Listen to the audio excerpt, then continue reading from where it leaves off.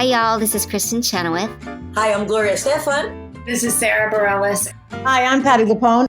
This is Lin-Manuel Miranda. You're listening to the Broadway Podcast Network.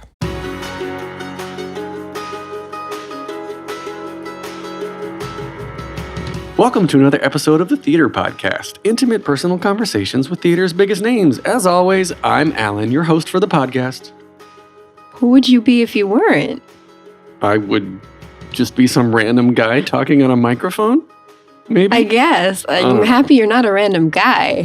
I'm your usually here producer. This episode is with the wonderful Anne Harada, who has a number of wonderful credits on her resume, one of which is my personal favorite, Christmas Eve from Avenue Q. Yeah, that was a good one. I remember being a youngin' when Avenue Q came out, and we would watch It Sucks to Be Me, the Tony performance all the time, and we would try to copy her accent, which is not politically correct. Don't do that anymore, but she's hilarious. I didn't ask her this, but I wondered if that show would do as well opening in 2019 as it did when it opened originally. I think anytime you do satire, if you are smart about it and respectful in real life, but it's the same as Book of Mormon. Like, it still works because it's right. Yeah, I was gonna bring up Matt Stone and Trey Parker specifically for their continued work on South Park and even The Simpsons for that matter. Yeah, but Avenue Q lasted 15 years because it was satire done well and it was funny, but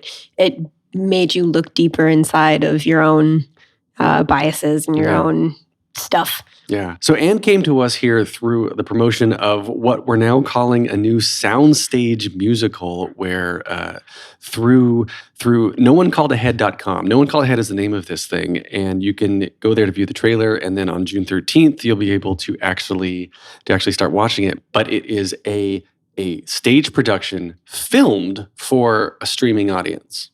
Yeah, that's a new thing, but I like the idea. I like giving people access who aren't here in New York or aren't seeing as many shows regionally or wherever. If they're not in a physical theater, this is a pretty good alternative. I like what she said too. I asked her, I was like, do you think this is kind of taking things away from the Broadway community or whatever? And she said, absolutely not. Like, she loves all of this stuff. She loves it. I mean, aside from being in it and obviously wanting to promote it, she said that, she used Hamilton as an example of when a rising tide rises all ships, and something that is going to get more people interested in Broadway and interested in theater and interested in musicals in any format is just good for the industry.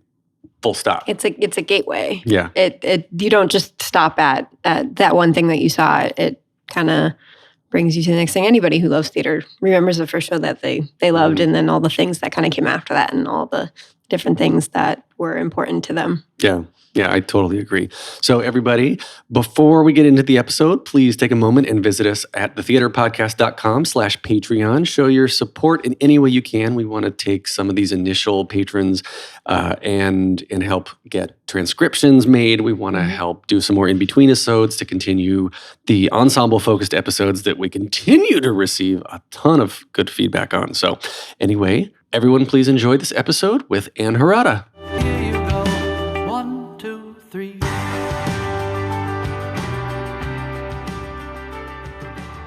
Making her Broadway debut performance in 1988 in M. Butterfly, she's also been part of productions such as Seussical, Les Mis, 9 to 5, Rodgers and Hammerstein's Cinderella, and of course Avenue Q, where she originated and defined the iconically witty and funny role of Christmas Eve.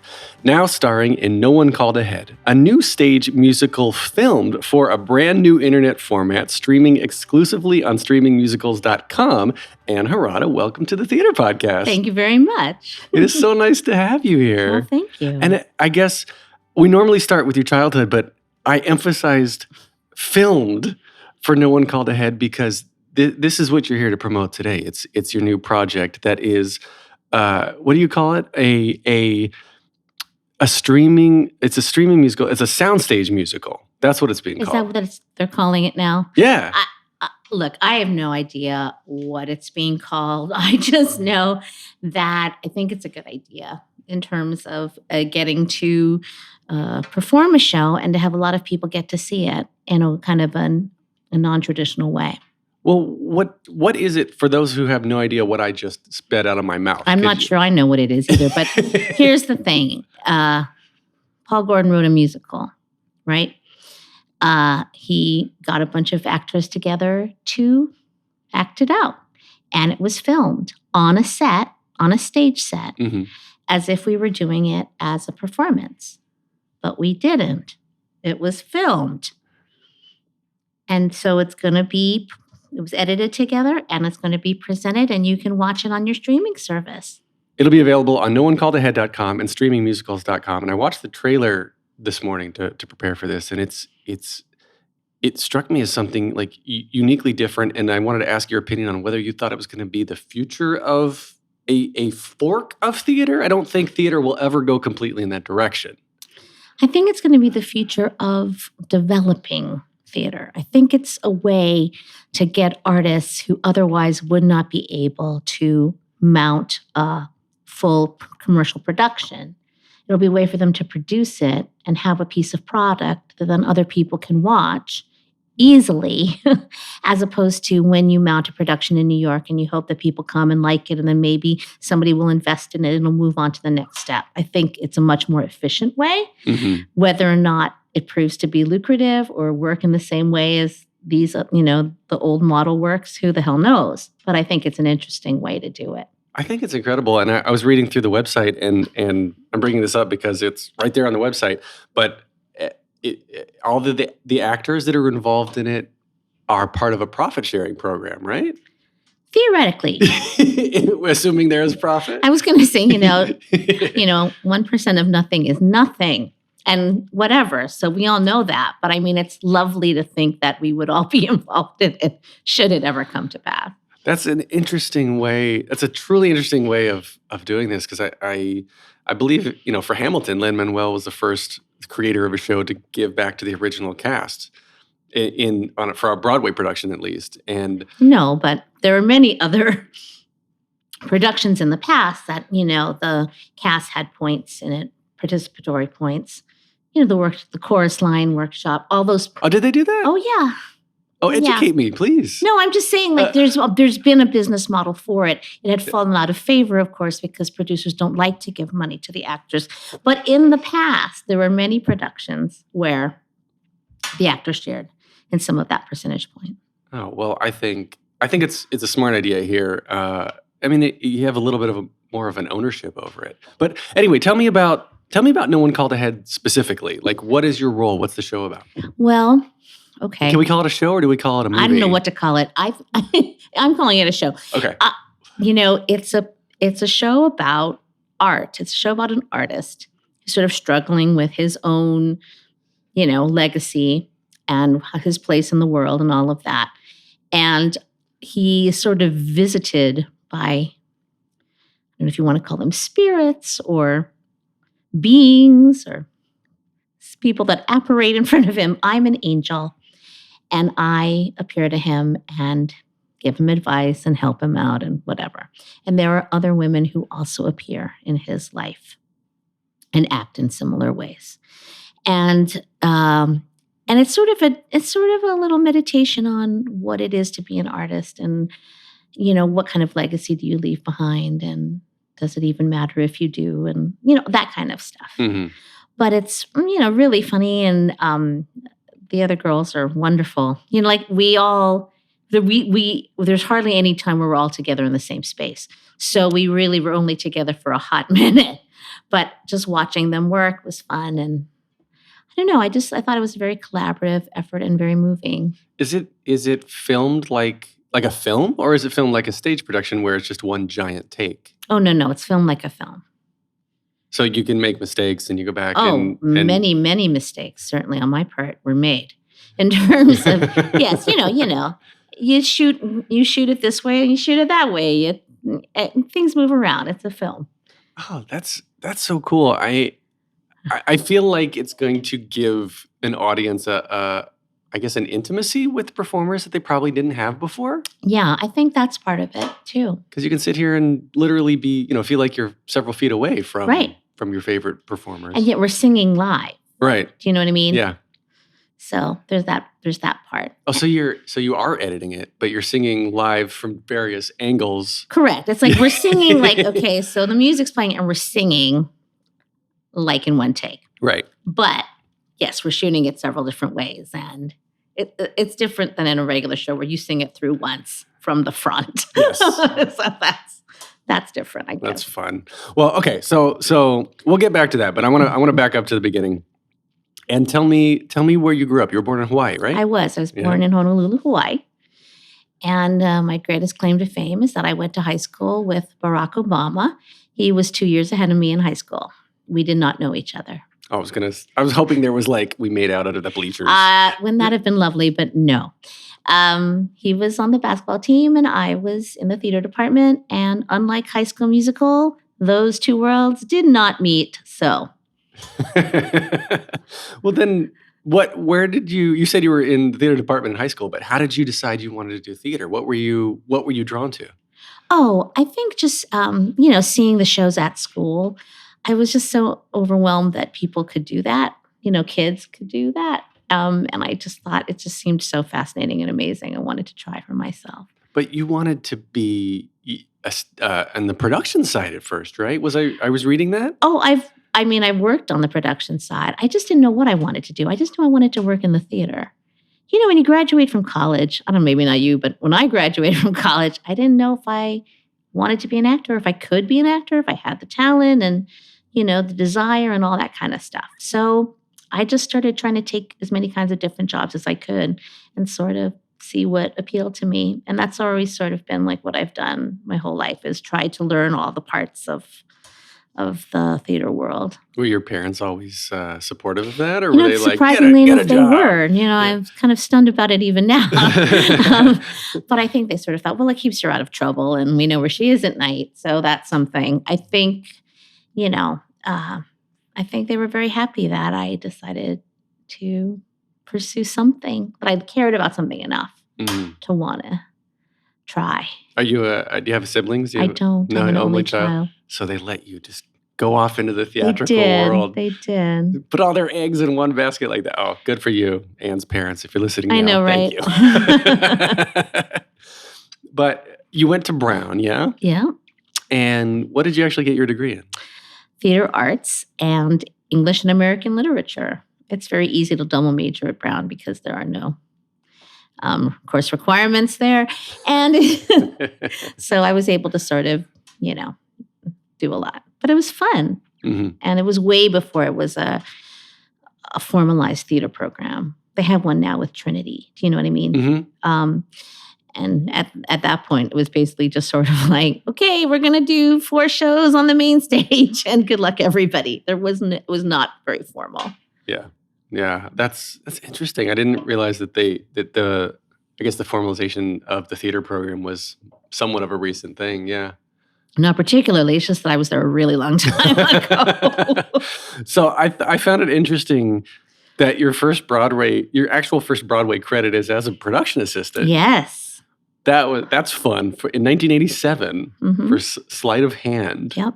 So when did you move to New York though? 1985, right after I graduated from college. So 85. And then were you trying to audition for theater or just working on the No, crew? I worked as an intern for this Broadway producer. This is how I got to be the production assistant on this show. And she had the rights to this play. And so basically I got to watch kind of like from beginning to end how you produce a play. I got to be with her at casting sessions and make phone calls to investors and help set up the readings and all that kind of stuff. So kind of the nuts and bolts of producing. And I learned very quickly that I did not want to be a producer. But I also could see real people, real actors auditioning and stuff. And you go to the auditions and you're like, I'm as good as him. I'm not as good as her. You're watching it and going maybe I could do this. It helped give me some perspective on what was sort of out there. That's such a unique position to be in. Before you ever get your first Broadway credit, you're watching other people audition for shows. Right. So what works. You hear all the backstage or not backstage, I guess behind the scenes chatter of like, oh my God, did you see what she was wearing or what he sung or and whatever it was? and it's very instructive, especially if you are on a show with like, professional people, that it's sort of like, well, everybody's prepared. Everybody, there's a certain level of talent. And then there's people who are just way more and way less and are not right, clearly deeply not right for a part, but still very talented. It becomes so obvious once you're behind the table and you have no stake. I have no stakes in it, to just be very like, oh yeah, now I see why you would cast this girl over that girl. Do you know what I mean? Without any other kind of like thing on it. And has that helped you sort of choose which roles you want to go in for? Or No, what it's done is helped me realize that I have no control over that situation. Oh, wow. It's sort of like, okay, I'll read something and I go, I really don't think I'm right for this. And they're like, they really want you to come in. You're like, okay, maybe I will. But not to have any personal stake in it. It's like, I'll do the best that I can. I know what I can bring to something. I know what I think I'm right for, but I'm happy to go in if they want me. But, it's just sort of like, it takes it all that other part out. It takes like, they like me, they don't like me, I'm bad, I'm good. It doesn't matter. It's like, it will become clear if you are right for the role regardless, I think. Yeah. There's countless times now on this podcast, especially, I've heard stories from people who have, been doing this for a decade or more. And they're like, yeah, it's you just go in, you do your best. It's out of my control and just make bold choices. That's right. And hopefully something works. Yeah. That's really great. I did some casting myself for I guess it was a TV thing back in, oh goodness, 04, 05, something like that. And just the immediacy of getting all the submissions and like people not knowing what actually 8 by 10 is versus 8.5 by 11. Yeah. And I'm like, trash. Like, just follow straight instructions. That's step one to get in the door. But anyway, I digress. 2000, you did Seussical, and I pulled a quote out of Wikipedia here, and you say, it was such a roller coaster ride. Everything that could go wrong went wrong. You just show up to work every day and go, I wonder what's going to happen today. There was way too much drama for one show to take, and it didn't deserve that kind of drama because it really is a great little show. Can you explain more about what that meant? What happened behind the scenes? Oh, I think everybody knows what happened at Seussical. We went out of town. People got fired. It was one of those situations where I felt that nobody really knew what they wanted. On the creative side? On the creative team, or the production. It's like, for instance, you'd show up and you'd put on the costume and they'd be like, well, we don't like it. And I'd be like, well, you approved it. There's a drawing on the wall that you approved that looks exactly like what I'm wearing. So obviously people had just sort of not done their communication very well beforehand. And so things just changed very quickly during the Seussical. Did that throw around the cast a lot, I guess? Yeah, it was a little depressing. Yeah, it was a little unsettling, I mean, we bonded very strongly, obviously. Those are the shows where you bond with your cast. You're very tight. It's like, it's almost traumatic in a way, is it not? It's very traumatic. Yeah? Yeah. So it's a little bit, I mean, I've kind of used this analogy before that when you're going through the 8-show-a-week schedule or going through like 12-hour day texts or whatever it is, you're like emotionally exhausted and you just lean on each other and bond. Yeah. And so are you still close with the cast? I am close with some of my Seussical buddies. Very close, yeah. And I don't think that ever goes away. There's a vulnerability about being part of a new production and about things changing around you, and you feel like you might not have a job tomorrow, and all that stuff that just makes people very close. Yeah. And I'm really glad to have had that experience because I do love that show, and I'm so grateful for having met all the people involved in that show. But I wouldn't want to repeat that situation again. Has anything ever come close? Or, No. I mean, like after that, it No. went into Avenue Q, it looks like, right? Yeah. Mhm. So it was, yes, 2000 was Seussical, and then 2003 was Avenue Q. Yep. And that sort of changed the trajectory of your career a little bit. I would say so. Yeah. Yeah. The original Christmas Eve. How much input did you have on the character? Or were you just kind of given the script and you're like, this is what Oh you my do? God. I had a lot of input. Yeah? Because I was with the writers, and we were developing it as early as like 1999, like in little table reads and stuff like that. Mhm. And we all went to the O'Neill together in 2002, develop it further before we went to the Vineyard. Mhm. So yeah, all of the performers had a lot of input into what their characters were like. And it was great. Yeah. Well, I mean, Christmas Eve is one of the iconic roles, I feel like, of the past several years. I mean, she's just so unbelievably quick and smart, and I think empowering in a time before women needed to like, we're really starting to come out as being empowering on stage, and it hit at a time right as things were ramping up. I mean, so was this part of your conscious choice to bring it in, or were you just like, I'm gonna be my funny self and do what I need to do?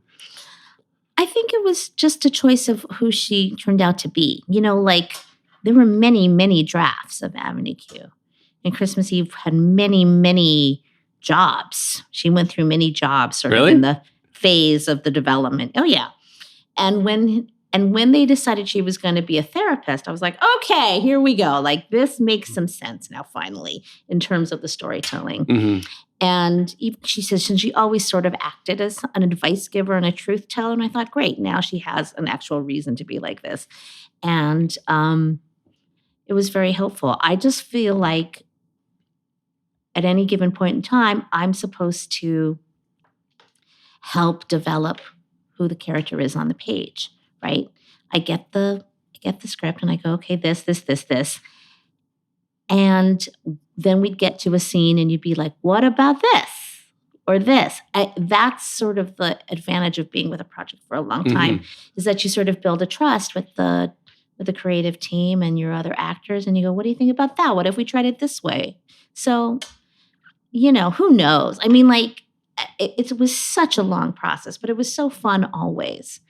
And I just always thought Christmas Eve just has to be real. She just has to be true. There's, Well, she is real. I think how she treats Brian, the character of Brian, it speaks to a lot of people's relationships and marriages in general. Yeah, the relationship between the two of them is great. But the show just closed, so moment of silence. Okay, there we go. But then you left to have a baby, right? To have your son Elvis. Well, I didn't leave to have a baby. I had a baby. Well, had a baby and took maternity leave. I did. I took maternity leave. Then I came right back. Then I was like, now I need to take a leave. And then when that happened, they tapped me for London. Right. So then I took my whole family over to London, was there for 6 months, opened the show there, came back, got put into Les Mis, was in Les Mis for 6 months, finished that, went back into Avenue. It was like one of those but I ended up finishing the run on Broadway for Avenue Q. Mm-hmm. And I was you went back I was very happy to do that. Yeah, that was what year was that? 09. That was 09, yeah. Yeah, before it moved to New World Stages. Mm-hmm. Yeah, that was great. I loved that you came back and kind of brought it full circle. And I wanted to. I felt like I had something more to say after I had sort of gone away to London and tried out some stuff there. You know what I mean? To me, every part is a changing thing.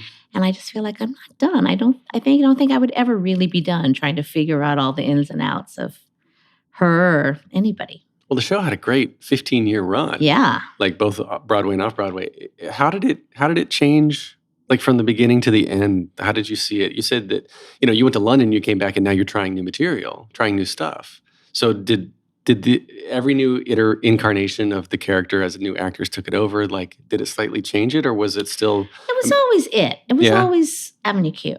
But for me, as an actor, I'm trying to keep it fresh and keep it as true as I can in every given show, right?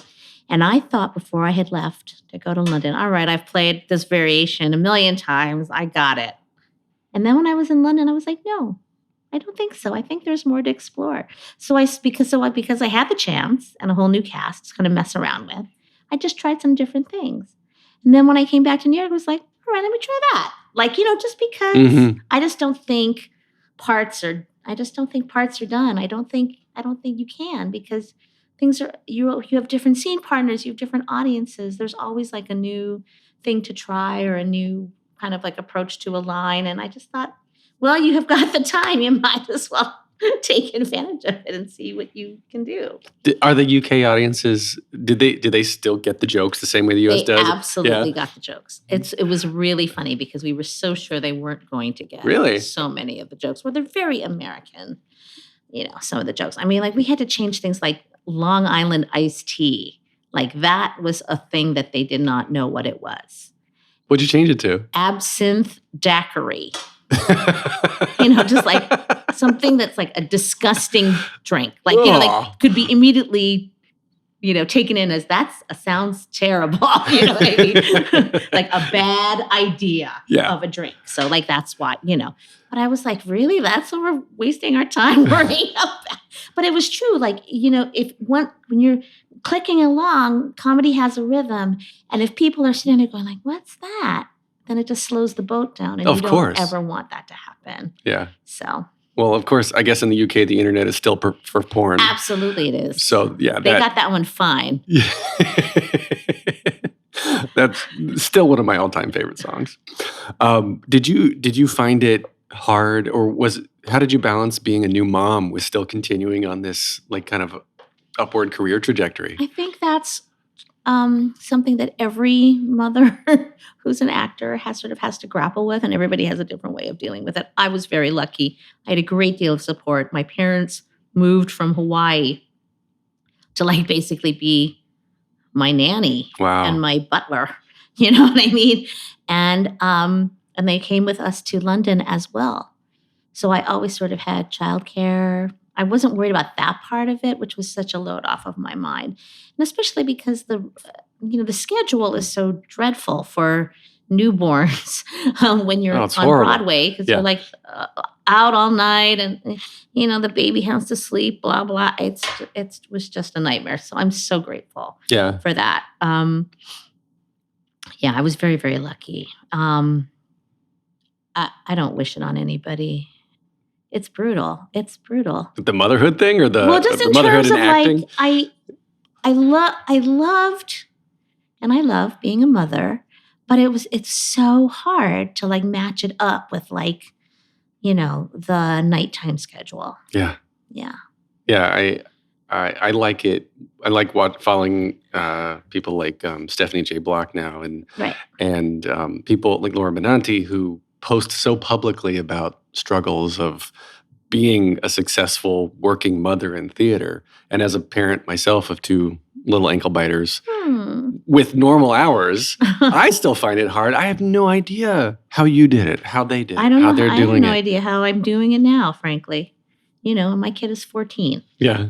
But it's like, it's still hard. I'm super tired. I just want to like fall down all the time and nap. I'm so tired. Yeah. But like, what are you going to do? Third cup of coffee right here. Everybody's got something, and actors, we have a weird schedule. That's the name of the game. It sucks on the weekends so much. Oh, yeah. Because you're not home so much. Home. Yeah. You're never home. When did he start coming to the theater with you? Oh, very young. Really? My husband would bring him around and we'd breastfeed, all that kind of stuff. And he loved the puppets. Of course, a little toddler. And Avenue Q's always been a very family-friendly place, believe it or not, backstage anyway. But like I'm thrilled that he likes the theater. I don't think he's going to be in the theater, but he seems to enjoy it, and he loves going backstage. So, it's like, well, my job here is done. If I can get him to the point where he goes to the theater voluntarily and is excited about things, I'm like, great, that's all I need. What's he want to do? Does he talk to you No about that at all? idea. Could not tell you. I think YouTube celebrity is his eventual goal. Seems so easy to I do, know, right? doesn't it? Yeah, just post some crap out there and hope you get hurt. That's everybody, I think.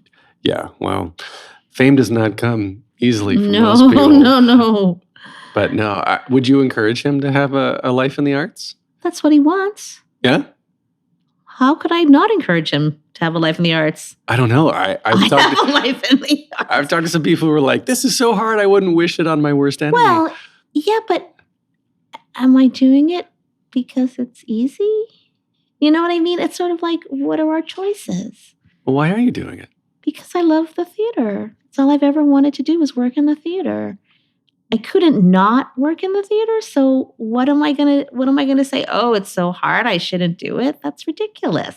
What do you get when you step on stage and you feel that audience? Like what is it about it that draws you to that?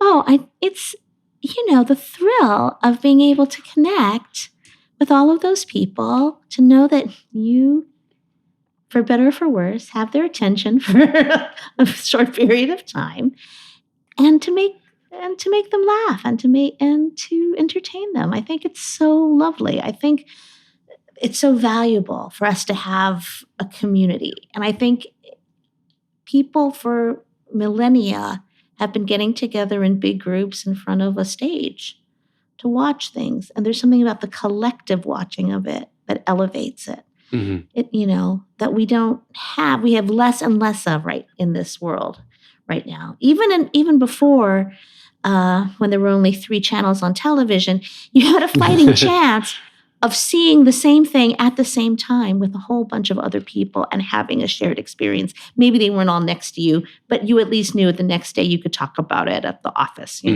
Okay. Well, now you can't do that because there's 500 channels and everybody's watching their own thing and whatever. Unless it's some sort of, big event, like it's the end of Game of Thrones or whatever. But I'm just saying, like, there's so few events like that. And like in our world, it might be like the Tonys or the Oscars, where we all know we're watching the same thing on the same day at the same time. There's a power to that. There's like a when you're all sharing a communal experience, you are reminded of your humanity and what it is, why we are who we are. I just feel like there's something so beautiful about being in a theater with everybody else watching the same thing. It's church. I mean, to me, that's where I feel the most happy and contented. Do you have any sort of preference towards making people laugh versus making them cry? Or is it just, you just want to make them feel? That's it. You just want to make them feel something. Yeah. Yeah. So then, okay, so that kind of leads me back to No One Called Ahead. Was it hard when filming that to not have an audience? Oh, I was so grateful we didn't have an audience. Really? Oh my God. Are you kidding? It was so hard because we just, it was very similar to some TV experiences where I've had where, we didn't really have enough time to rehearse.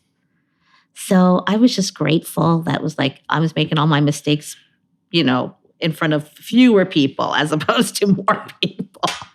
But it was it was really, really fun. I really think that the intimacy of it is going to draw people in. It was funny when I was watching the trailer, it kind of reminded me of watching like TV movies when I was a little girl. Oh, really? And going like, oh, this could kind of be like that. You know what I mean? Right. I just think it's such an innovative way to try to get a project going. Yeah. Or at least get that project out to the public.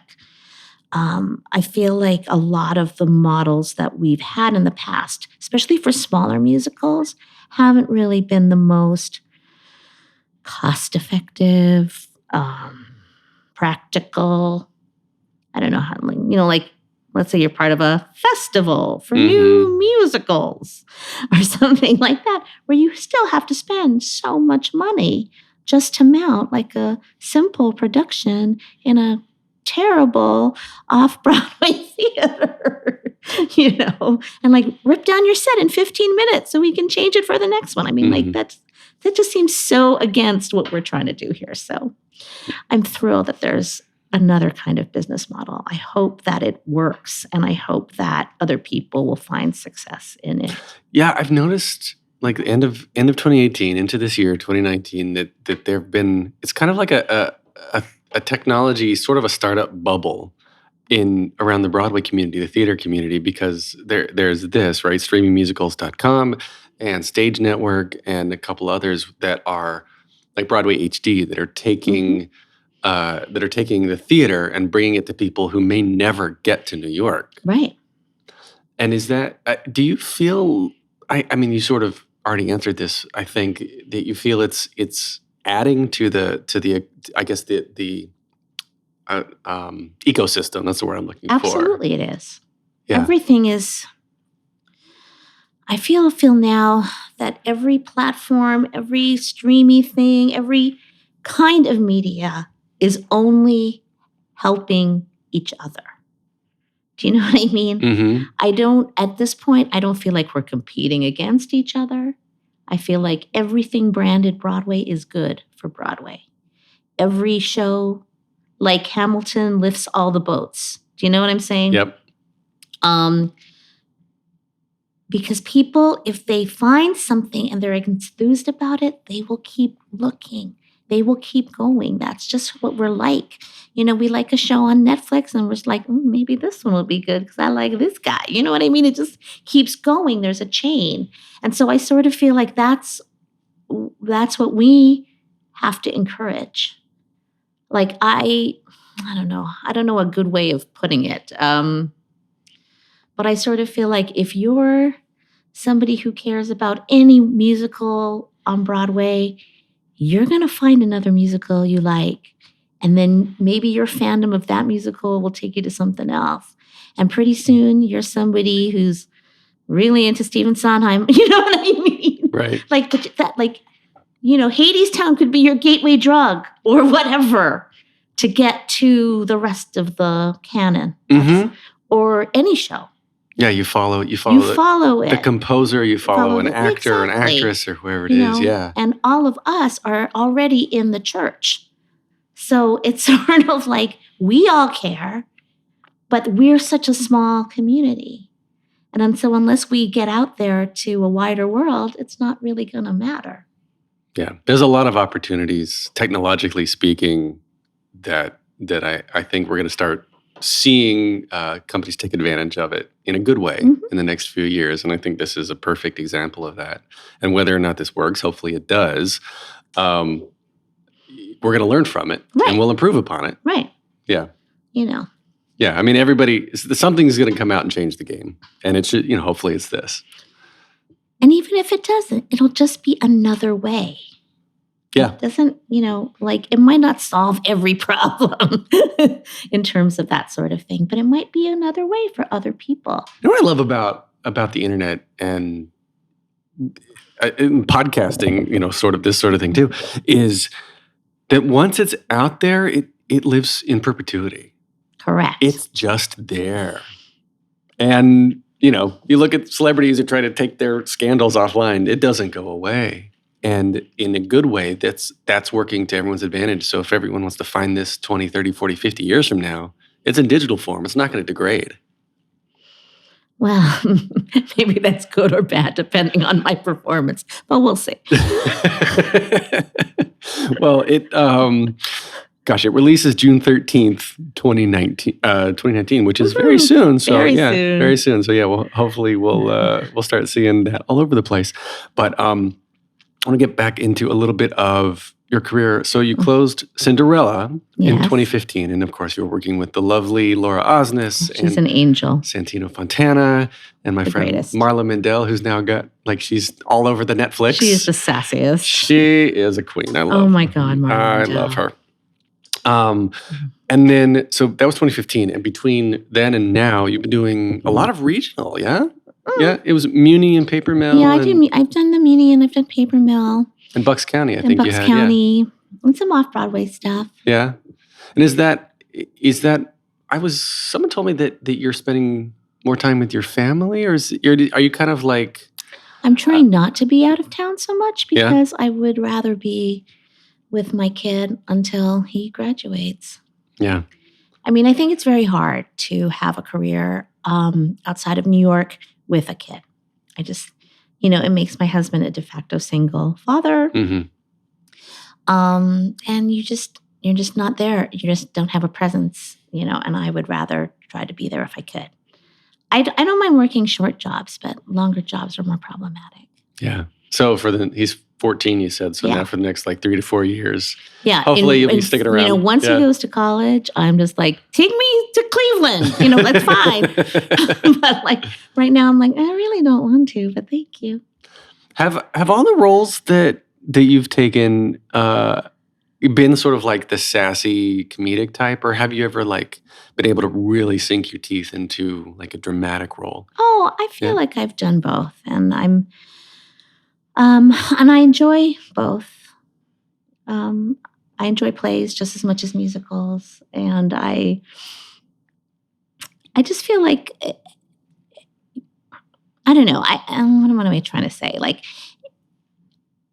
I'm at the point where if somebody has an interesting idea about me, I'm more than willing to give it a shot.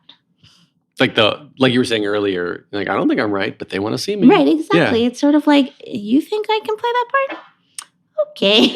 That's what I felt about the Muni, because this summer I'm going to go off and play, in Matilda, the Leslie Margarita role, whose name I cannot remember at all right now. Mrs. Wormwood. Hello, yes. Mrs. Wormwood.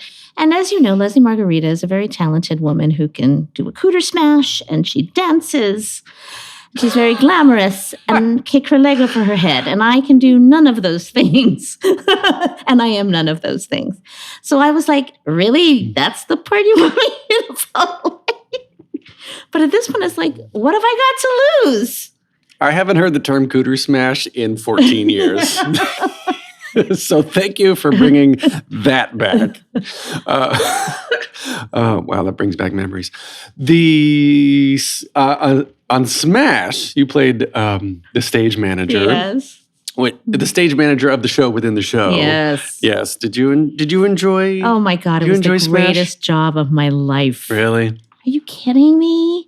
I had nothing to do. I had no responsibility. All I had to do every day was show up, sit next to Jack Davenport, and pretend to take notes. It was amazing. It was like the greatest job I've ever had. One time, I got to sit next to Angelica Houston, and we got to watch Bernadette Peters all afternoon sing a song. That sounds horrible. Doesn't that sound terrible? I was like, this is the greatest day of my life. I don't have to do squatty boo. And it was awesome. And I just loved the idea that I could go back to a set over and over. Because that's, I've never done a lot of TV work. So yeah. Just to be able to come back and know, oh my God, that camera guy, and that's his name, and that's what he's going to do. And that whole thing was great for me. So lovely. Everybody in the show was wonderful. They're all theater people. They're actual people. They're not weirdos. They talk to you and stuff. Of course. Do you want to do more TV? I would like to, but, that's not under my control. But I really... To be a part of Smash was very special just because of the connection to Broadway. And, I'm very, very grateful for that opportunity. That might never happen again, that we get another Broadway soap opera typey thing. I think, like I said, I think this is the beginning where that sort of paved the way. And do you feel like it was ahead of his time at all? Because I feel like that might have been putting too much hardcore Broadway out to people who have never experienced before, and they're like, this is too different. Okay, here's the thing. It probably was a little ahead of its time, because to me, Fosse Verdon is so inside baseball. Yeah. And if that thing, if normal people are watching Fosse Verdon and they care. I'm like, what happened? Because to me, that's so much more Broadway in terms of like, you'll get more out of it if you know why there's a Pippin song playing right now. Do you know what I mean? Mm-hmm. I'm like, who's going to know that? Like in my mind, other than those of us already in the church. Like, you know what I mean? Yeah. So obviously, viewership is diversifying and changing and being more niche. I just, like just the way shows are nowadays, right? Mm-hmm. So I do in a way feel like it was a little ahead of its time. And I also feel like it probably should have been on a cable network. Yeah. Like that it would have done better if it had been on Showtime or HBO or something a little more where we'd have more, what is the word that I want? It could have been a little more explicit, not necessarily sexually, but we could have been more specific about it as opposed to sort of generally, and now it's Broadway. And I'm like, well, not exactly. Because, obviously there were a lot of holes that we sort of had to skip over to get to the next part of the plot. And you'd just be like, what? You get a little darker on an HBO, yeah. Yeah, but I just was like, wow, things are different now. And I absolutely think it would be a better show, or at least maybe a little more sense than what we had. Yeah. Well, I enjoy Fosse Verdon. I enjoy Smash too. But no, I know. it was great. Of course, no, they're both great. And, they're not the same. But like just to say that there's two.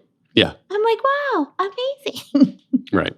Well, we are coming up on our time here for the end of the podcast, and there are 3 standard questions I ask everyone on the podcast. Away. All right. Number 1, very simply, what motivates you? What motivates me? Yeah. Joy. I feel like it's very important to remember why we put ourselves through these sorts of things. And I feel like it's more to sort of focus on how it feels to be on a stage and to tell stories with other people. Okay. Second question, what advice would you give to your younger self or younger people listening now starting out down a similar path? Well, younger self already knows younger self should have taken dance class.